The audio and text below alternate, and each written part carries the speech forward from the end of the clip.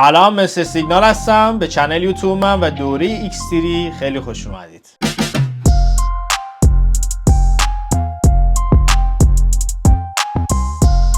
تو این قسمت میخوام راجع به ساخت استراتژی صحبت کنم، یعنی ساخت استراتژی رو بهتون آموزش بدم و هر نکته داره، هر جزئیاتی که لازمه رو داخل این جلسه بهتون ارائه میدم. چه بخواید استراتژی بسازید، چه بخواید استراتژی کسی رو کپی کنید. این مواردی که داخل این جلسه بهتون آموزش میدم یه سری پایه و اساس، چجوری بهتون بگم، یه سری ستون اصلیه.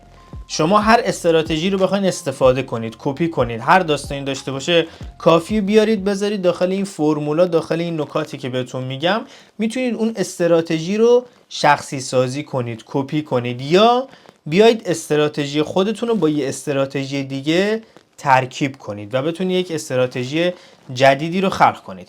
یا اینکه نه، هیچ کدوم اینا رو ندارید، میخواید از صفر الان یک استراتژی طراحی کنید با توجه به مهارتی که دارید، استعدادی که دارید، چیزایی که یاد گرفتید و تجربیاتی که دارید، استراتژی شخصی خودتون رو بتونید بسازید. همراه من باشید، داخل این جلسه کامل به این موضوع میپردازیم. قبل از اینکه این جلسه رو شروع کنیم بهتون بگم که اگر در جریان دوره ایکس3 نیستید، قسمت اول که مقدمه است، کامل من دوره رو براتون توضیح دادم، اون قسمت رو ببینید. اگر جلسات قبلی رو ندیدید ببینید، همه این جلسات به هم دیگه ربط دارن و بعد بیاید سراغ این ویدیو و ساخت استراتژی رو آموزش ببینید. همونطور که داخل تصویرم دارید میبینید، یه دایره آبی رنگ داریم و دو تا نارنجی که یکیش مهارت و تجربه است، یکیش هم چرایی قوی که بهتون کامل توضیح میدم داستان از چه قراره.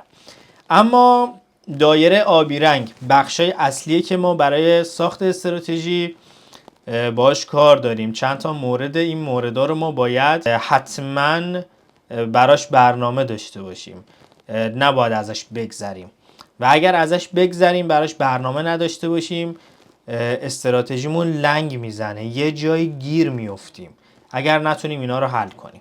ولی اگر به خوبی بتونیم حلشون کنیم، یه سری سوال، یه سری چرایی داریم، اگر بتونیم این چرایی ها رو درست جواب بدیم، استراتژیمون استراتژی قوی میشه و میتونیم نتیجه خوبی از اون استراتژی بگیریم و بتونیم در بلند مدت این استراتژی رو استراتژی سودده ببینیم و طبیعتاً به ما کمک میکنه. بخشایی که باید مورد بررسی قرار بگیرن: موقعیت شناسی، زمان، ابزارهایی که باشون ترید میکنیم و برای استراتژی میخوایم استفاده کنیم، ریسک ها که بهتون میگم باید بدونیم چه ریسک هایی رو داریم و چجوری باید اون رو کنترل کنیم، و بحث شخصیت شناسی که باید بدونیم چه شخصیتی داریم و نسبت به شخصیت خودمون استراتژیمون رو تنظیم کنیم، طراحی کنیم تا بتونیم بهترین نتیجه رو بگیریم. در رابطه با هر کدوم از این موارد، موقعیت شناسی، زمان، ابزارها، ریسک و شخصیت شناسی، تو اسلاید مربوط به خودش براتون توضیحات کامل رو میدم. اما بریم سراغ مهارت و تجربه. منظور من از مهارت و تجربه اینه که شخصی که الان داره این ویدیو رو میبینه چقدر تجربه داخل بازار داره، چند تا سبک آموزش دیده، چقدر آموزش دیده، چند سال تو بازاره، چقدر آزمون و خطا داشته. یه نفر ممکنه یک سبک کار کرده باشه، یه استاد رو آموزشاشو دیده باشه، یه کتاب خونده باشه، یه شخص ممکنه 10 تا سبک بلد باشه و اون کسی که مطالعات بیشتری داشته، آموزش بیشتری دیده، دستش بازتره برای ساخت استراتژی.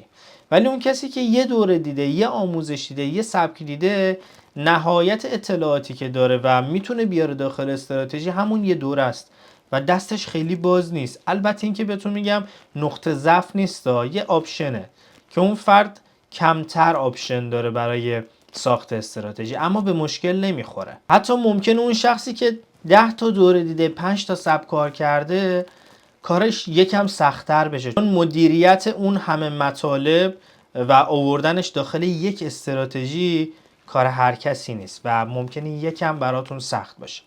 اما در کل میخوام بهتون بگم هر کس با مهارت و تجربه‌ای که داره میتونه استراتژی بسازه و باید بلد باشید. چیز عجیب غریبی نیست، جزء الزامات کار ماست. هر تریدر باید بلد باشه استراتژی بسازه، چون یه روزی ممکنه استراتژیش ضعیف بشه یا نیاز به آپدیت داشته باشه.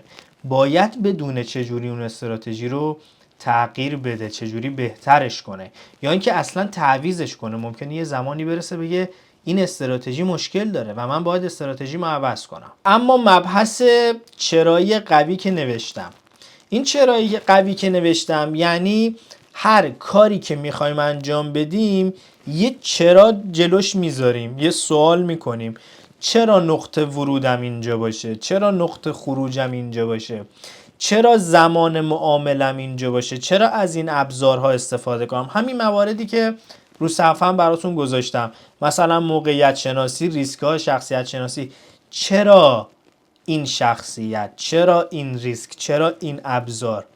و این چرای قوی که میگم شما باید بتونید با منطق، با دلیل درست این سوالات رو جواب بدید. اگر بتونید جواب بدید اون استراتژی قوی میشه.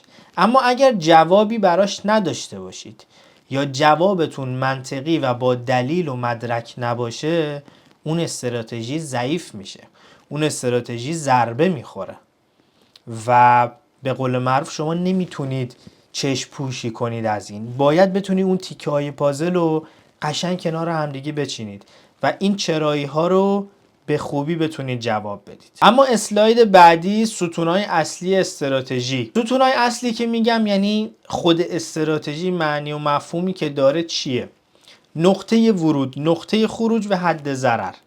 این سه تا نکته میشه استراتژی ما. ریسک ویری، سیو سود و مدیریت سرمایه هم جزئی از استراتژی ما هست، اما اصل داستان نقطه ورود، نقطه خروج و حد ضرر که من داخل دوره EST برای این سه تا مورد 16 تا تکنیک بهتون آموزش دادم.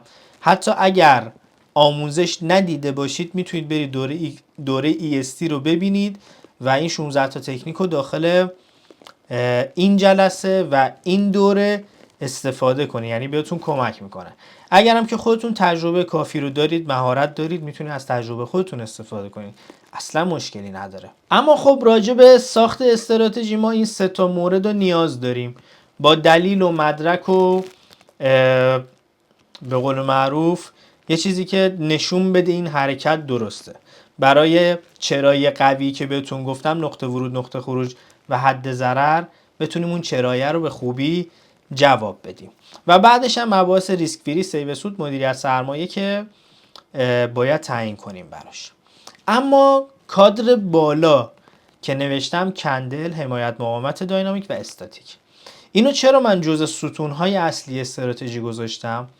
به خاطر اینکه ما وقتی تکنیکالی بازار رو نگاه میکنیم و میخوایم استراتژی طراحی کنیم، نمیتونیم هر سبکی که کار کنیم، دقت کن، هر سبکی که کار کنیم نمیتونیم بیخیال کندل ها، حمایت مقاومت داینامیک و استاتیک بشیم. هر کاری کنیم این مبحث مهمه، باید جزء اولویت هامون باشه و باید داخل استراتژی هامون بهش بپردازیم، براش برنامه داشته باشیم، نمیتونیم نادیده بگیریم. منظورم این نیست که بیاین با حمایت مقاومت استراتژی درست کنید یا با اینا ترید کنید، اصلا منظورم این نیست. منظورم اینه نادیده نگیرید، چون هر کاری کنیم داخل تکنیکال، حمایت مقاومت داینامیک و استاتیک و کندل ها مهمن. یه سری اجزایی از این شغل و این بازار هستن که ما باید بهشون اهمیت بدیم. اهمیت ندیم خودمون آسیب میبینیم. پس جزء ستونهای اصلی استراتژیمون هستن و بهشون اهمیت میدیم و براشون برنامه ریزی میکنیم. بخش بعدی که موقعیت شناسیه، چیزی که خیلی ها بهش توجه نمیکنن، یعنی تکنیکالی بچه ها قوی هن ولی موقعیت رو اصلا دقت نمیکنن که تو چه شرایطی هستیم. موقعیت شناسی یکی از اون بخشای مهم ساخت استراتژی و استراتژی ماست. ما باید بدونیم روند بازار چیه و آیا استراتژی ما برای همسو شدن با روند طراحی شده یا میتونیم خلاف جهت هم بگیریم. بعضی از استراتژی فقط در جهت روندن. بعضیا دو طرف است، میتونیم هم برخلاف روند معامله کنیم، هم میتونیم همسوی روند باشیم، هم جهت حرکت کنیم و معامله داشته باشیم. و مسئله دیگه، این روند رو که من زرد گذاشتم و اینقدر بزرگ تو چشم گذاشتم چون همینقدر مهمه. این مسئله رو گفتم اول بهتون بگم. وقتی که فهمیدیم روند چیه و برنامه استراتژیمون به چه صورته، باید بفهمیم و حواسمون باشه که تریدینگ رنجیم، کانالیم، شکست رو میخوایم ترید کنیم یا هانت و فیکه، اصلا داستان از چه قراره. ما میایم یه استراتژی طراحی میکنیم، میگیم آقا من تریدینگ رنج بود ترید میکنم، کانال بود ترید میکنم، فلان بود ترید میکنم. شما باید استراتژیتون رو مطمئن بشید که تو حالتهای مختلف و موقعیتهای مختلف آیا جواب میده یا نه. ممکنه شما یه استراتژی اختصاصی طراحی کنید فقط برای تریدینگ رنج، فقط برای ترید داخل کانال، فقط برای شکست‌های فیک، فقط زمانی که تریدینگ رنج شکسته میشه، فقط زمانی که کانالتون شکسته میشه. متوجه هستی چی میگم؟ این میشه موقعیت شناسی. باید بدونی استراتژی که داری طراحی میکنی برای کدوم یکی از ایناست. آیا برای همش جواب میده؟ آیا برای یه دونش جواب میده؟ باید برای استراتژیت اینو مشخص کنی. من دارم اسلاید به اسلاید و مرحله به مرحله میرم جلو که متوجه بشید و همه اینا رو باید دونه به دونه انجام بدید. من خیلی پیش اومده که دیدم طرف استراتژی خیلی خوبی داره، استراتژی تو تریدینگ رنج خیلی خوب داره جواب میده، ولی وقتی بازار میفته تو کانال یا مثلا میگم تریدینگ رنجش شکسته میشه، میخواد با همون سیستم با همون استراتژی ترید کنه، خراب میکنه. چون اصلا اون استراتژی مال اون سیستم نیست، مال اون حرکت نیست، برای اون شرایط، برای اون موقعیت طراحی نشده، کاربردش جای دیگه است. اصلا اینو متوجه نیست و میگه وای من استراتژی منسوخ شد، من استراتژیم به درد نمیخوره، در صورتی که استراتژی خیلی خوبی داره. و این موضوعی که الان دارم میگم و ممکنه خیلی از شما تجربه کرده باشید یا همین الان تو این شرایط باشید. یعنی استراتژیتون استراتژی خیلی خوبی باشه، فقط و فقط موقعیتش رو مشخص نکرده باشید و ندونید کدوم موقعیت برای استراتژیتون خوبه. زمان اسلاید مورد علاقه میتونم بهتون بگم تو این قسمت، بحث زمانه. ما کی پای چارت باشیم و ترید کنیم؟ حالا بعضیا میگن آقا ما سیستممون اینجوریه که باید پای چارت بشینیم، کندلا رو چک کنیم فلان. اوکی، ما 24 ساعت در روز داریم. چند ساعت میخوای پای چارت باشی؟ اصلا چه ساعتی میخوای بیای پای چارت بشینی؟ تجربه من میگه وقتی این زمانه رو درست طراحی کنی و پیدا کنی، در کمترین زمان ممکن معاملت رو انجام میدی و حالا سود و ضررت دیگه مشخص. یعنی این که زمان زیاد بذاری پای چارت بشینی به دردت نمیخوره، تازه به ضررت هم هست. آسیبای جسمی و روحی که میزنه یه طرف، آسیب مالی و ضرری که بهت میزنم یه طرف. اصلا یکی از مواردی که به نظر من میشه افرادی که واقعا تریدرن و اونایی که فکر میکنن تریدرن و بتونیم بشناسیم، اینه که ببینیم چقدر برای تریداشون وقت میذارن. واقعا ترید کردن زمان زیادی نمیخواد. یعنی شما اون تحلیلی که میخوای انجام بدی، کاری که میخوای انجام بدی، اونقدر زمان نمیخواد. وقتی که استراتژیت مشخصه، ستاپ معاملاتیت مشخصه، میدونی چه ساعتهایی باید چارتت رو چک کنی، میدونی چه روزهایی باید چارتت رو چک کنی و کی معامله بگیری.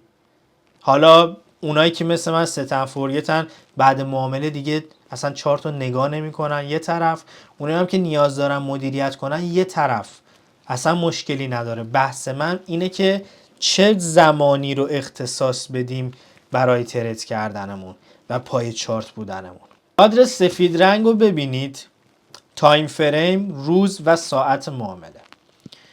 من 3 بخشش کردم چون 3 بخش متفاوته و این قضیه رو قاطی کردن. حالا به چه دلیل من نمیدونم، یکم تو آموزش ها بد بیان شده یا نمیدونستن یا حالا هر چیزی. این چیزی که میخوام بهتون بگم کاری که خودم انجام میدم و خیلی کمکتون میکنه. دیگه وقتتون رو پای چارت هدر نمیدید. دیگه خیلی مدیریت شده ترید میکنید. در زمان مشخص، روز مشخص، ساعتهای مشخص ترید میکنید و بقیهش رو زندگی میکنید.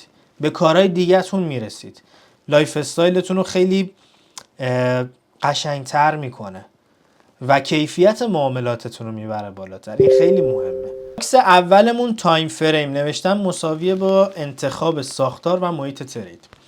تایم فریم ما به ما ساعت معامله نمیده. یعنی اینجوری نیست که بگیم مثلا تایم فریم 1 ساعت کار میکنیم ما باید 1 ساعت به 1 ساعت پای چارت باشیم یا از اینجور داستانایی که یه جایی میشنویم. متاسفانه تایم فریم معاملاتی برای ما اون ساختاری که میخوایم، اون الگویی که میخوایم ببینیم، اون تکنیکی که میخوایم ببینیم، استراتژیمون رو میخوایم ببینیم، کندلی که میخوایم ببینیم، اونو مشخص میکنه که تو چه تایم فریمی ببینیم.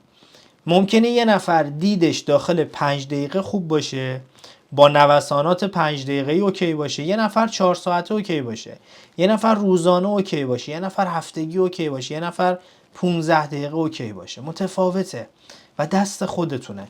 پس تایم فریم رو ما اینجوری میایم استفاده میکنیم. و اما مورد بعدی روز و ساعت معامله. اینکه چه روزی ترید کنیم، چه ساعتی ترید کنیم به کندل و پیارزد ما میتونه ارتباط داشته باشه. کاری که ما باید بکنیم تو استراتژی، ببینید ممکنه ما بگیم اگر به فلان پیارزد به فلان سقف و کف رسید تایم معاملاتی منه، یا اینکه بگیم فلان کندل بسته شد تایم معاملاتی منه. به عنوان مثال ممکنه من بگم کلوز کندل 4 ساعته برای من اهمیت داره و تایم معاملاتیمه، اون موقع من چارتمو چک میکنم. ممکنه یه نفر بگه کلوز کندل روزانه برای من مهمه و اون موقع ترید میکنم. ممکنه یه نفر بگه کلوز کندل 5 دقیقه برام مهمه. این مثالای کندلیش. ممکنه یه نفر بهم بگه که من پیارزد 15 دقیقه برام مهمه. هر موقع بازار خودش رو پیارزد 15 دقیقه رسون اون موقع ترید میکنم. ممکنه این مسئله تو 5 دقیقه اتفاق بیفته، ممکنه تو یه هفته اتفاق بیفته. این میشه اون تایمه. پس از طریق کندل و پیارزد ما میدونیم که کی باید دنبال ستاپ معاملاتیمون، استراتژیمون باشیم برای ترید کردن. این کی که میگم یعنی زمان، یا پیارزد یا کندل. حالا اینو چجوری شما داخل استراتژیتون ست کنید بستگی به خودتون داره. توانایی، تجربه، مهارت، سبکی که کار میکنید. ممکنه یه اوردر بلاک خاصی مد نظرتون باشه، اون میشه ساعت و زمان.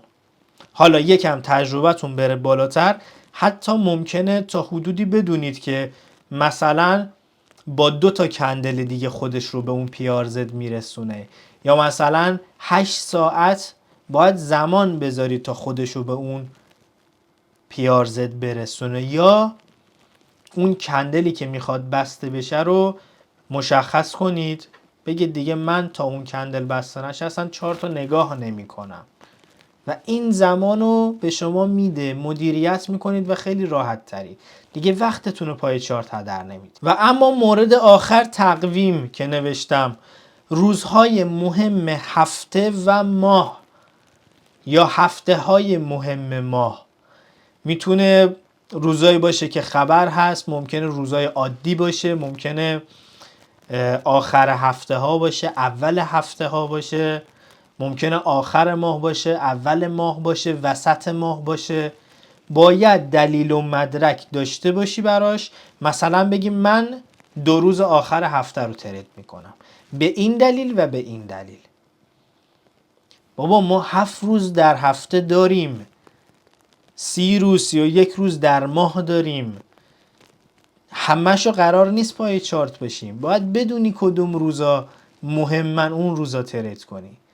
باید بدونی اون روزا مهمن، اون روزها دنبال موقعیت باشی. دلیل نیست که هر روز ما دی تریدریم هر روز بخوایم ترید کنیم. متوجه چی میگم؟ زمانه خیلی مهمه. کیفیت معاملات تو این نکته میبره بالا. وقتت رو هدر نمیدی. حالا به پلن معاملاتی برسیم قشنگ متوجه میشی که اصلا 3-4 تا معامله هم یهو دیدی در ماه گرفتی واسط کافی بود. اون پلن معاملاتی خیلی صحبت دارم براش، میرسیم بهش تو جلسات بعدی. ولی اینو فعلا بگیر که باید زمانه رو مدیریت کنی. اصلا نکته که هست اینه که بازار کریپتو 24 ساعته است. این یه آپشنه، ولی 24 ساعتش رو ما باش کاری نداریم. یه ساعتهایی رو ساعت ممنوعه دارم من برای بازار کریپتو، میگم ساعت ممنوعه. توی اون ساعتها ترید نمی کنم. بهتونم میگم کجاست. یه ساعتهای خیلی خوبه، یعنی بیشتر معاملات رو بهتره توی اون ساعتها بگیریم، توی اون روزا بگیریم. یا روزایی که مثلا خبر هست، رفتار بازار کریپتو با فارکس متفاوته. شما باید بدونی با دلیل و مدرک آیا ترید کنی یا نکنی. اگر دلیل و مدرکت اوکیه، اون چرای قوی رو تونستی جواب بدی، اوکیه، میتونی استفاده کنی. و همه اینا بهت کمک میکنن که در ماه یه سری روزا رو گلچین کنی و بیشتر حواست به چارت باشه، بیشتر حواست به ستاپت باشه و توی اون ساعتهای خاص، روزهای خاص دنبال معامله باشی.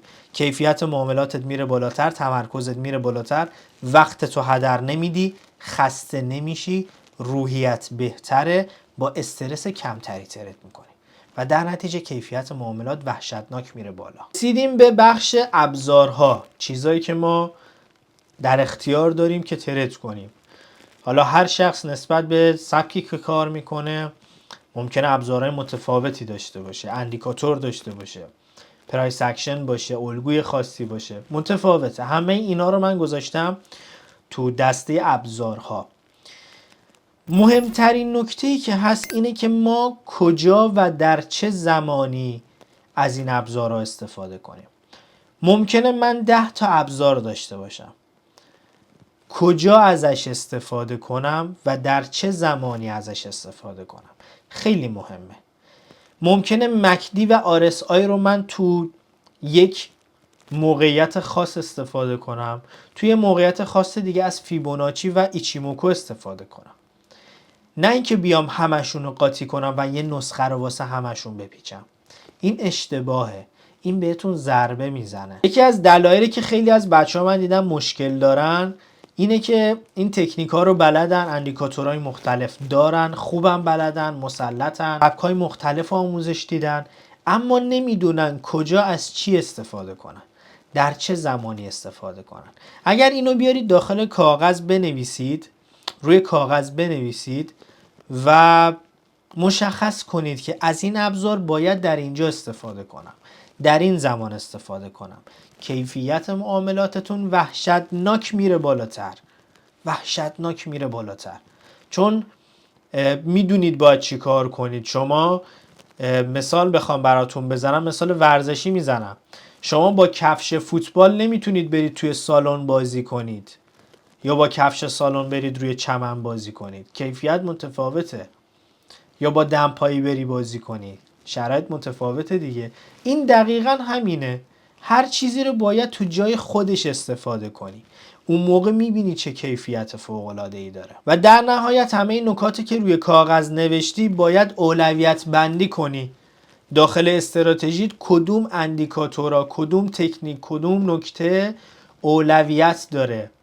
به عنوان مثال پیارزدای ما، کندلای ما، حمایت مقاومت داینامیک و استاتیک ما همیشه اولویت دارن. اهمیتشون تو بازار زیاده. میتونید اونا رو بذارید رأس و بقیه چیزا بشن زیر مجموعه و اولویت های بعدی.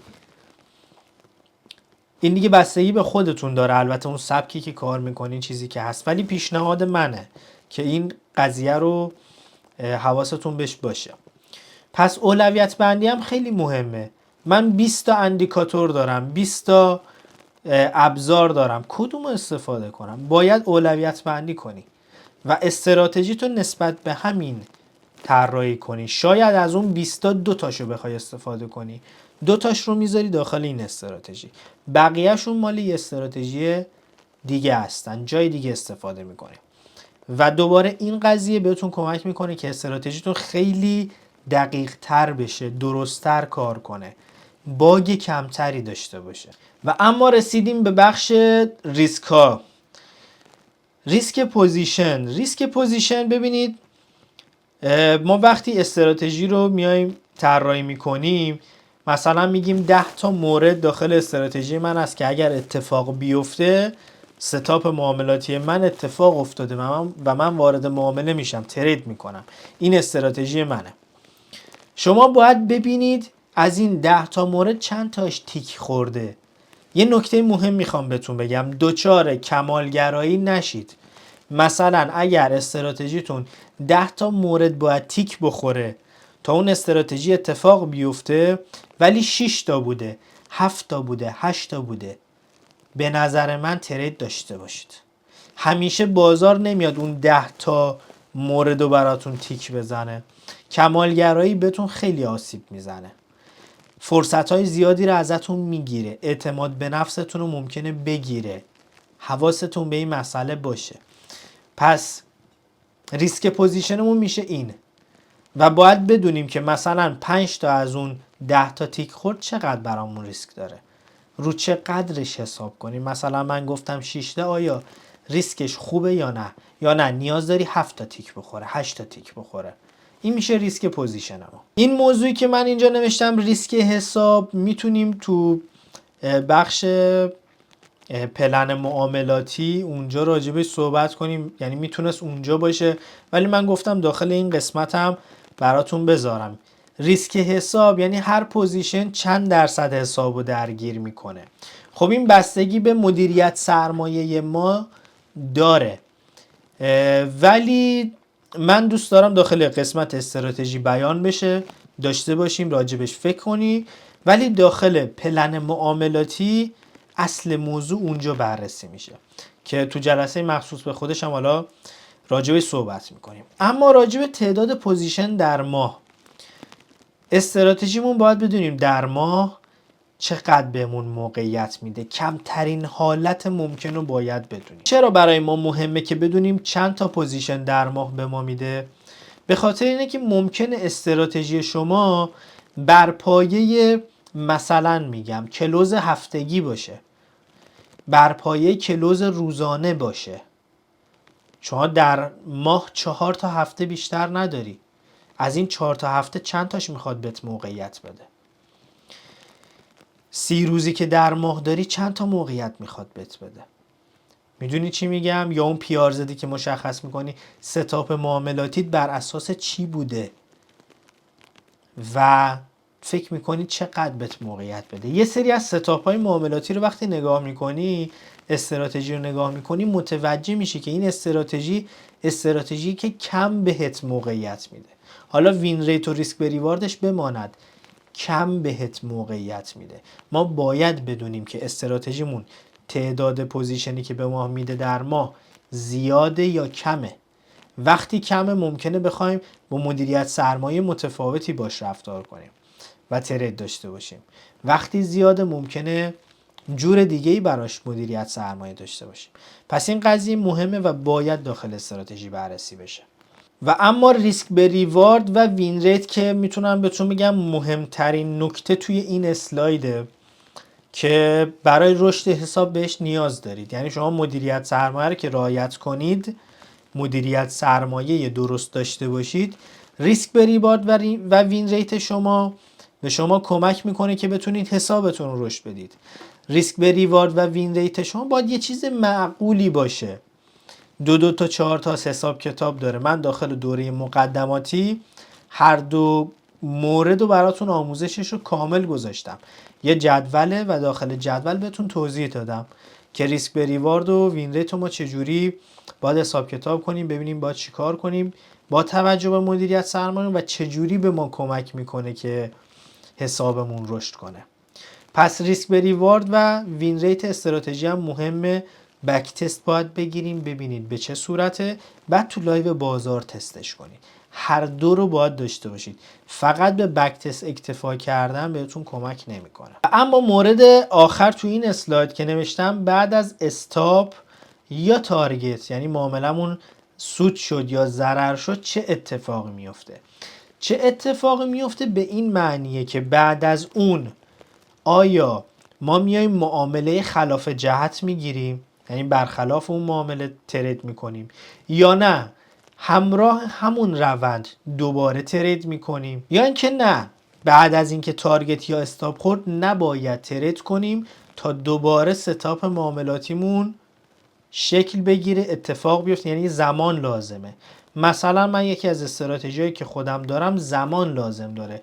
تارگت خورد یا استاپ خورد باید دست از معامله کردن بکشم، چند ساعت یا چند روز بگذره و مجدد ترید داشته باشم.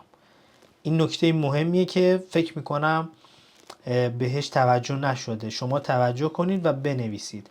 داخل استراتژیتون نیاز دارید بهش که بدونید استاپ خوردید، تارگت خوردید، باید چی کار کنید، پلن بعدیتون چیه. اما موضوع بعدی بحث شخصیت شناسیه که شما آیا یک فردی هستید که برای ترید، برای معامله گری پر ریسک میتونید کار کنید یا کم ریسک. یکی ممکنه بیاد بگه من آدم با جنبه هستم، میتونم ریسک بالا ترید کنم، اما ریسک بالاش به معنی قماره. ما خارج از چارچوب نمیخوایم کار کنیم، تو چارچوب مشخص و اصول ترید میخوایم فعالیت کنیم. پر ریسک یا کم ریسک که میگم یعنی طاقت و ظرفیت ضرر دادنتون یا از دست دادن سودتون چقدره و چقدر میتونید تحمل کنید. اگر فکر میکنید فردی هستید که سریعاً فکر و ذهنتون میریزه به هم، میترسید سریعاً یا طمع میکنید، استراتژیتون رو جوری طراحی کنید که مثلا اگر ریوارد 4 داره، میدونید استراتژیتون ریوارد 4 میده، شما باید روی 2 خارج بشید، یعنی اون 4 رو بکنید 2، بگید استراتژی من ریوارد 2 خارج میشه. اگر که فردی هستید که نمیتونید پر ریسک ترید کنید، توانایی ریسکتون کمه، شخصیتتون قبول نمیکنه، اجازه نمیده و ذهنتون رو میریزه به هم. اما اگر فکر میکنید که کنترل خوبی روی رفتار خودتون دارید از نظر ترس و طمع، اگر کنترل خوبی دارید میتونید معاملاتتون رو جوری مدیریت کنید که اگر استراتژی به شما میگه ریوارد 4 رو من بهت میدم، تا ریوارد 4 همراهش باشید یا تا ریوارد 3 رو راحت همراهش باشید. اینجا شما شخصیت رو که بشناسید دیگه، داخل پلن معاملاتی که میریم اونجا میدونید که از بازار چی میخواید، استراتژیتون میدونید چه ریواردی بهتون میده، چه شرایطی رو بهتون میده و اونجا که میخواین پلن معاملاتی رو بنویسید این بهتون کمک میکنه. ریوارد 2 خارج میشم، ریوارد 3 خارج میشم، ریوارد 4 خارج میشم. شخصیت من اینه، توانایی من اینه. ممکنه یه شخصی بگه آقا من استراتژیم ریوارد 10 میده، 12 میده. اوکی، 12 بهت میده، تو تا چندش رو جنبش رو داری، تا چقدر تحمل داری. خیلی ها هستن این حرف رو میزنن ولی مثلا معامله میره تو ریوارد 5 دیگه دست و پاشو گم میکنه، نمیتونه تحمل کنه اون استراتژی که اونقدر قشنگ داره جواب میده رو تا آخر همراهی کنه. پس اینجا این شخصیت شناسی مهمه و بهتون کمک میکنه. خب رسیدیم به بخش جذاب این جلسه که خیلی منتظرش بودم که برسیم به اینجا و این نکته رو بگم، خیلی مهمه، خیلی مهمه. ما برعکس اینو شنیدیم، همه جا شنیدیم که کجا ترید کنیم، چرا نمیگن چه زمانی و کجا ترید نکنیم.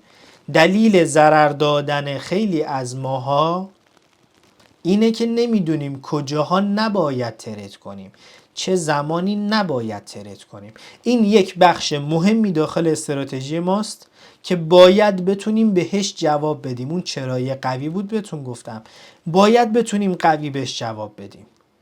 چجوری میتونیم جواب بدیم؟ برگردید ویدیو رو بزنید عقب، اونجا که من راجع به زمان صحبت کردم راجع به موقعیت صحبت کردم، راجع به نقطه ورود و استراتژیمو صحبت کردم. ایناست که به ما میگه کجا و چه زمانی ترید نکنیم. اونجایی که من راجع به پیارزت صحبت کردم گفتم مثلا بازار باید خودشو به فلان پیارزت برسونه، باید فلان کندل بسته بشه، یا این روزها رو در هفته ما داریم، این روزها رو در ماه داریم، کدوماشو ترید کنیم. اون روزهایی که نباید ترید کنیم، اون ساعتهایی که نباید ترید کنیم، اون کندل هایی که نباید ترید کنیم، اون پیارزت هایی که نباید ترید کنیم، اون موقعیت هایی که نباید ترید کنیم و باید داخل استراتژیمون مشخص کنیم. و وقتی مشخص کردیم اون استراتژی درست درمون و با چارچوب مشخصه. اگر این قضیه رو مشخص نکنید استراتژیتون لنگ میزنه، باگی داره، چون یه بخش مهمی که میشه چه زمانی من ترید نکنم، کجا من ترید نکنم، این بخش استراتژیتون نداره، لنگ میزنید، قطعا ضررش رو میبینید. همه ما ضرر میکنیم، این که میگم ضررش رو میبینید یعنی ضرر بد میبینید، ضرر غیر اصولی، غیر حرفه‌ای و باعث شکستتون میشه. پس این اسلاید رو جدی بگیرید، این اسلاید رو لطفاً جدی بگیرید. تو دوره ایکستری من استراتژی شخصی خودم رو که 80-90% معاملاتم رو با اون استراتژی دارم انجام میدم و بهتون آموزش میدم و داخل استراتژی خودم بهتون میگم که کجاها نباید ترید کنید. یعنی این نکته مهم رو همونجا بهتون میگم. اما برای استراتژی شخصی خودتون و ساخت استراتژی حتما این مورد رو بررسی کنید، این بخش رو بنویسید. اگر تا امروز این مورد داخل استراتژیتون نبوده لطفاً همین الان برید داخل دفترتون، ژورنالتون، هر چیزی که دارید اینو بنویسید و سعی کنید حلش کنید. وقتی حلش کردید اون موقع است که میبینید چقدر ترید براتون راحت تر میشه، چقدر ضرراتون کمتر میشه و چقدر کیفیت معامله میره بالاتر. خیلی راحت تر ترید میکنید و خیلی زمان اضافه، اینجوری بهتون بگم، خیلی زمان بیشتر دارید، کمتر وقت میذارید پای چارت و راحت تر ترید میکنید. کمتر زمان میذاری بیشتر سود میکنی. اینجوری بهت بگم ترید باید کمتر زمان بذاری بیشتر سود کنی.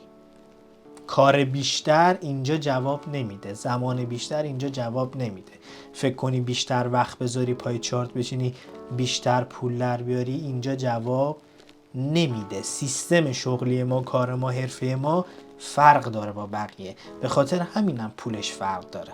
ما اینجاییم که اینجوری پول در بیاریم، زمان کمتر، کار کمتر، پول بیشتر. مرسی تا اینجای ویدیو همراه من بودین. این اسلاید آخر ما بود که بخش بسیار بسیار مهمی بود، بهتون توضیح دادم. ساخت استراتژی همین چیزایی که بهتون گفتم. البته میتونستم شاخ و برگ بیشتری بهش بدم و خیلی جزئیات بیشتری داشته باشه، اما واقعا لازم نیست یه سری چیزها رو گفتنش و شلوغ کاری. من تا جایی که میشد سعی کردم ساخت استراتژی رو خلاصه، سعی کردم تو چارچوب و با اصول قرار بدم و کاربردی ترین حالت ممکن و سریع ترین حالت ممکن رو در نظر بگیرم که ما بتونیم یک استراتژی رو طراحی کنیم و بسازیم. بخوایم استراتژی کسی رو کپی کنیم، شخصی سازی کنیم، خیلی سریع بتونیم این کار رو انجام بدیم. المان ها چیه؟ چیا رو باید بررسی کنیم؟ چی رو باید ببینیم؟ و این سرعت عمل رو میبره بالا و سرعت عمل خیلی مهمه. کیفیت کار بالاست، حالا سرعت عمل رو چجوری ببریم بالا. و سعی کردم تو این دوره و این قسمت این کار رو انجام بدم و ساخت استراتژی همینه، همین رو انجام بدید و هر جایی مشکل خوردید کامنت بذارید، دایرکت اینستا حتما پیام بذارید، من در حد توان راهنماییتون میکنم. لازم باشه پست میسازم، لازم باشه ویدیوی جدید براتون میذارم، اصلا مشکلی نیست. و بازخورد شما و ارتباط شما با این ویدیو خیلی برای من مهمه. من میتونم که بهترش کنم، چیزی نیاز داشته باشه میتونم تکمیل کنم، ولی در حال حاضر فکر میکنم تکمیله و همین بهتون جواب میده. لایک و کامنت فراموش نشه. اگر چنل منو ندارید همین الان سابسکرایب کنید و حتما حواستون به پیج اینستاگراممون باشه.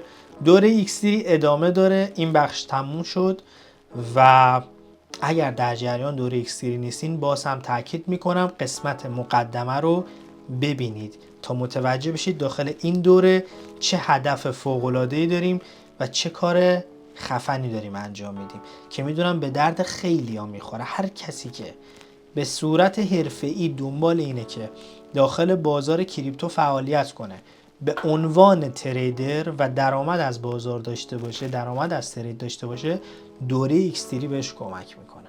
مرسی همراه من بودید تا ویدیوی بعدی. بدرود.